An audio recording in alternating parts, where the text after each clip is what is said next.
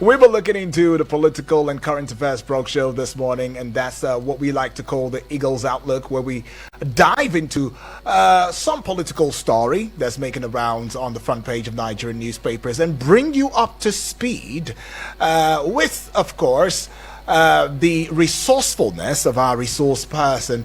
That we will be looking into the Abdullahi Ganduje's resignation as APC national chairman sparks power contest, so to speak. But it does seem as though beyond the power contest, there might be some underlying factors that may have led to this resignation. But anyways, my name is Uduak Daniel, and I am not alone in the studio. I've got Omo.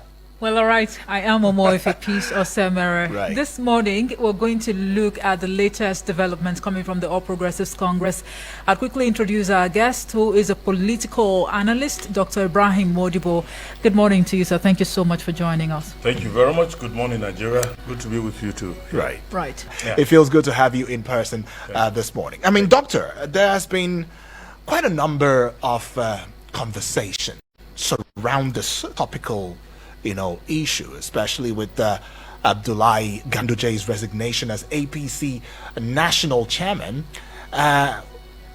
There's been some reasons attached to it. One of such, of course, the fundamental reason would be Ganduje citing health reasons for his resignation. I mean, but sources are suggesting the internal party crisis and corruption allegations may probably have played a role. I mean, there's another angle to it where the party's national vice chairman, Booker Dalori, will be taken over as an acting national or acting capacity until the national convention in December of 2025.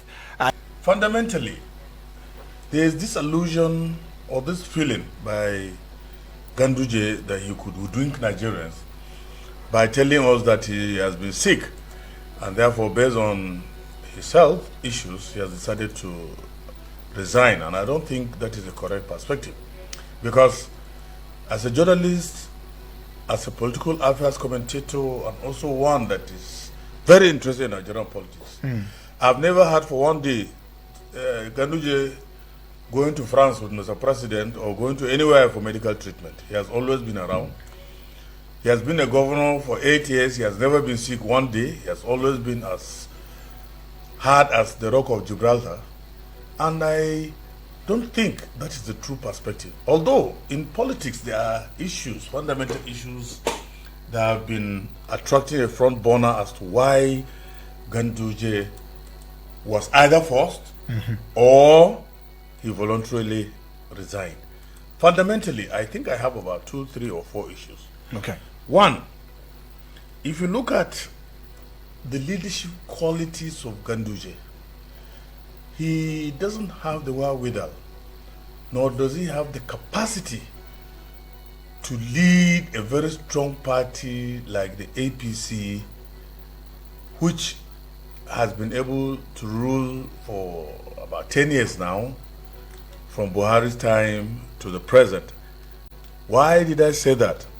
If you look at since he came on board, he has never for once had a national working committee meeting, except for under pressure, tremendous pressure, just about a month or so ago that he hired only once. There has been no meetings. He has been leading the party as if he's an emperor. A lot of things are happening. And even the issue of, apart from meetings, the issue of financial commitment or financial mismanagement has been one of the sources of concern, because allegations are flying right here and there about all the monies they have been able to raise, some of the monies they are raising, that without consultation with the National Working Committee and what have you, he has been acting as alone. So that financial management is playing a serious or very fundamental role in him, I think, going under pressure. Right. Okay. Thirdly, I just want to learn. Okay. Thirdly, if you look at the Gombe issue, when they had this mini zonal meeting in Gombe, you could see the dispensation of justice, quote and unquote, where stones were flying. He narrowly escaped lynching, because at that meeting he stated clearly he didn't call the name of Shetima as a running mate. He only said Tinubu, because anything that has to do with Tinubu, with Ganduje, it is fait accompli. He has always not been even in the office every time, you know, going across the country, across the world with the president, not even sitting down to articulate the position of the party and what have you to Nigeria. Then fourthly, I look at the issue of Kwankwaso. If you see recently, Kwankwaso had been having meetings with Mr. President. Now, these meetings seems to have made, you know, Ganduje very, very uncomfortable, because Kwankwaso seems to be his sworn enemy, although he was Kwankwaso's deputy governor. Do you know Kwankwaso has been one of the few governors in this country that has been able to hand over power to his deputy governors, and he did to Ganduje. Ganduje spent 8 years.